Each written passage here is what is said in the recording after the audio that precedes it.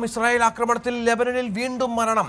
4 ആരോഗ്യ പ്രവർത്തകരാണ് ഏറ്റവും ഒടുവിൽ കൊല്ലപ്പെട്ടത്. നാളെ ഇസ്രായേൽ ലെബനൻ സമാധാന ചർച്ചയ്ക്ക് സാധ്യത തെളിഞ്ഞിരിക്കുകയാണ് അപ്രതീക്ഷിതമായ ഈ ആക്രമണം ഉണ്ടായത്. നമുക്കറിയാം, ലെബനൻ കേന്ദ്രീകരിച്ച് കഴിഞ്ഞ കുറേ ദിവസങ്ങളായി ഇസ്രായേൽ ആക്രമണം കടുപ്പിച്ച പശ്ചാത്തലമുണ്ട്. സമാധാന ചർച്ചകൾക്ക് പലപ്പോഴും ഭംഗം വരുത്തിയത് ഇസ്രായേലിൻ്റെ ഈ ആക്രമണമായിരുന്നു.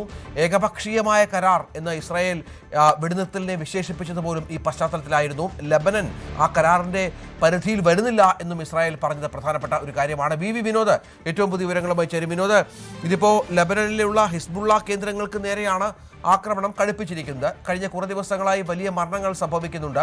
ഹിസ്ബുള്ളയുടെ പ്രധാനപ്പെട്ട കേന്ദ്രങ്ങൾ തകർക്കുമെന്നാണ് ഇസ്രായേലിൻ്റെ മുന്നറിയിപ്പ് ഇപ്പോൾ ഉള്ളത്.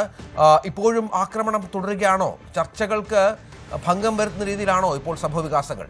രഞ്ജിത്ത്, ശുഭകരമായ വാർത്തയ്ക്ക് വേണ്ടി ലോകം കാതോർത്തിരിക്കുമ്പോഴാണ് അപ്രതീക്ഷിതമായി ഇസ്രായേലിൻ്റെ ഭാഗത്ത് നിന്ന് വീണ്ടും ലെബനനിലേക്ക് ആക്രമണം ഉണ്ടായിരിക്കുന്നത്. നാളെ ഇസ്രായേൽ ലെബനൻ ചർച്ച നടക്കും. ഇത് സംബന്ധിച്ച അറിയിപ്പ് ഡൊണാൾഡ് ട്രംപാണ് പുറത്തുവിട്ടത്. അദ്ദേഹത്തിൻ്റെ social media platform truth social വഴിയാണ് അദ്ദേഹം ഇക്കാര്യം അറിയിച്ചത്.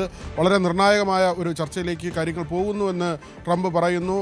പ്രതീക്ഷ ട്രംപ് കൂടി പങ്കുവയ്ക്കുകയാണ്. കാരണം ഇപ്പോൾ ഈ ഇറാൻ അമേരിക്ക ഇസ്രായേൽ ആ ഒരു പോരാട്ടം നടക്കുമ്പോൾ തന്നെ ഇതിൻ്റെ അടിസ്ഥാന പ്രശ്നം എന്നത് ഇസ്രായേലിൻ്റെ ഒരു ആക്രമണോത്സുകതയാണ്. അല്ലെങ്കിൽ മറ്റ് ഇറാനെ സഹായിക്കുന്ന രാജ്യങ്ങൾക്ക് നേരെ കൂടി ആക്രമണം നടത്തുന്നു എന്നതാണ്. യമന് നേരെയും ലെബനന് നേരെയും തുടരെ ഇസ്രായേലിൻ്റെ ഭാഗത്ത് നിന്ന് ആക്രമണം ഉണ്ടാകുന്നു.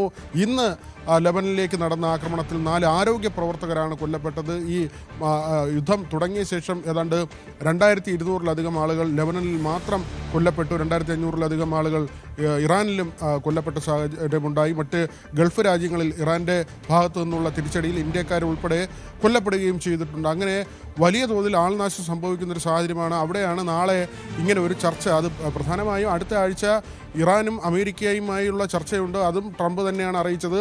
ഇറാൻ അതിനെ സ്വാഗതം ചെയ്തിട്ടുണ്ട്. പാകിസ്ഥാൻ്റെ ഉൾപ്പെടെ നേതൃത്വത്തിൽ ഈ മധ്യസ്ഥ ചർച്ചകൾ നടക്കുന്നുണ്ട്. സമാധാനം പുലരണം എന്ന ആവശ്യം ചൈന ഉൾപ്പെടെയുള്ള രാജ്യങ്ങൾ മുന്നോട്ട് വയ്ക്കുന്നു. ഇതിനിടയിലാണ് ഇതിൻ്റെ ഏറ്റവും വലിയ അടിസ്ഥാന പ്രശ്നം. അതായത് നമുക്കറിയാം, ഈ ഗസയിലൊക്കെ നടക്കുന്ന പ്രശ്നം തന്നെയാണ് ഇതിൻ്റെ തുടക്കം, അല്ലെങ്കിൽ ഇതിൻ്റെ ഏറ്റവും അടിത്തട്ടിലെ വിഷയമെന്നത് ഏവർക്കും അറിയാവുന്ന കാര്യമാണ്. അവിടെ ഹമാസിനും അല്ലെങ്കിൽ ഹിസ്ബുള്ളയ്ക്കും ഒക്കെ തന്നെ ഹൂതികൾക്കുമൊക്കെ ഇറാൻ്റെ ഭാഗത്ത് നിന്ന് ഫണ്ടിങ് ഉണ്ടാകുന്നു, പണം നൽകുന്നു, ആയുധം നൽകുന്നു എന്നതാണ് ഇസ്രായേലിൻ്റെ പ്രധാന ആരോപണം. ഈ വെടിനിർത്തലിനെ പോലും ഇസ്രായേൽ സ്വാഗതം ചെയ്യുന്നൊരു നിലയുണ്ടായില്ല.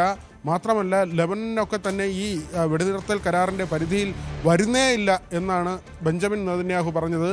അങ്ങനെ ഒരു സാഹചര്യത്തിലാണ് നാളെ ഇസ്രായേൽ ലെബനൻ സമാധാന ചർച്ചയ്ക്കുള്ള കളമൊരുങ്ങിയത്. അതിനിടയിലാണ് അപ്രതീക്ഷിതമായി ഇസ്രായേലിൻ്റെ ഭാഗത്ത് നിന്ന് വീണ്ടും ലെബനനിലേക്ക് ആക്രമണമുണ്ടായത്. അതാണ് സാഹചര്യം. ഏതായാലും സമാധാന ശ്രമങ്ങൾ ഒരു പരിധിവരെ നടക്കുമ്പോഴാണ് ഇത്തരം ആക്രമണ സംഭവങ്ങൾ ആവർത്തിക്കുന്നത് എന്നത് പ്രധാനമാണ്. ഇറാനെ പോലും സമാധാന ചർച്ചകളിൽ നിന്ന് പിൻവാങ്ങാൻ നിർബന്ധിതരാക്കുന്നത് ഇസ്രായേലിൻ്റെ ഈ ആക്രമണമാണ് എന്ന കാര്യത്തിൽ സംശയമില്ല.